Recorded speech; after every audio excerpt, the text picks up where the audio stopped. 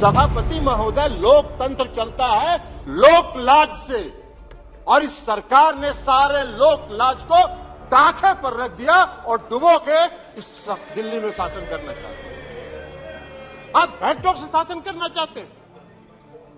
अभी माननीय गृह मंत्री जी ने बिल को पेश करते हुए कहा कि दिल्ली की सरकार 2015 में ऐसी बन गई कि जो भ्रष्टाचार के मामले में जिसका काम ही नहीं है सेवा करना।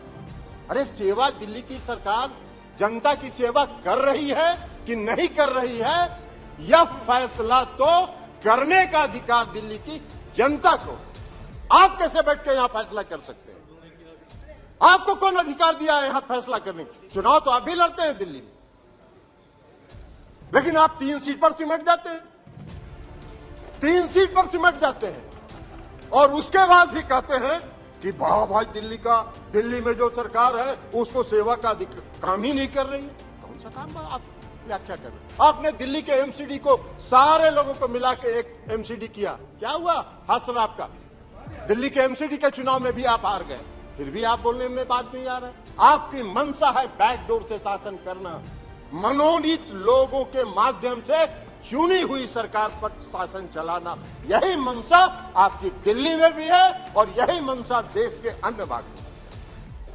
ये कौन सा शासन आप चला, कौन सा लोकतंत्र स्थापित करना चाहते हैं? अभी चर्चा कर रहे थे माननीय गृह मंत्री, गठबंधन की चर्चा कर रहे थे, इंडिया की भी चर्चा कर रहे थे। अब इंडिया का फोबिया तो उनको समा गया, इसलिए कि आज तक तो कभी इन्होंने एनडीए की बैठक नहीं की, आज तक कभी नहीं हुआ था। लेकिन जिस दिन इंडिया की बैठक मंगलोर में हो रही थी उसी दिन इन्होंने एनडीए का बैठक किया। अरे भाई, आपको तो उस फोबिया से आप ग्रस्त हैं, आप उस फोबिया से ग्रस्त हो गए हैं और आपकी विदाई होने वाली है, तो इसलिए भ्रष्टाचार की बात कर रहे हैं। बैठिए ना बाबा, आप बैठिए, विदाई होगा आपका, चलिए बैठिए, भाषण दे रहे हैं, बैठिए, आप बोलिए ना, आप उधर ध्यान मत दीजिए। राजीव रंजन जी उधर ध्यान मत दीजिए। Address the chair only, address the chair only. केवल आपकी बात रिकॉर्ड में जा रही है, किसी अन्य की बात रिकॉर्ड में नहीं जा रही है। आप प्लीज एड्रेस द चेयर, अपनी बात पूरी कर दीजिए। अभी गृह मंत्री जी चर्चा कर रहे थे, उन्होंने दिल्ली के भ्रष्टाचार पर चर्चा की। आप ही चलाइएगा। अभी सभापति महोदय माननीय गृह मंत्री जी चर्चा कर रहे थे, पेश करते हुए उन्होंने कहा कि दिल्ली में बहुत भ्रष्टाचार हो गया है, भारी भ्रष्टाचारियों का जमा हो गया है। महाराष्ट्र के बारे में उन्होंने चर्चा नहीं की। 4 दिन पहले प्रधानमंत्री ने कहा 70,000 करोड़ का घोटाला हुआ और सबको वॉशिंग मशीन में डाल के बाहर निकाल दिया।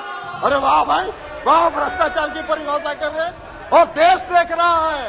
आपको भी गृह मंत्री जी, पूरा देश देख रहा है कि कौन से भ्रष्टाचार की आप व्याख्या कर रहे हैं और कौन सा भ्रष्टाचार पर आप नियंत्रण करना चाहते हैं। भ्रष्टाचार का भय दिखाकर अपनी राजनीतिक बात पूरी कीजिए जी, इसलिए चिंता मत करिए, धन्यवाद। जनता देख रही है आपको भी।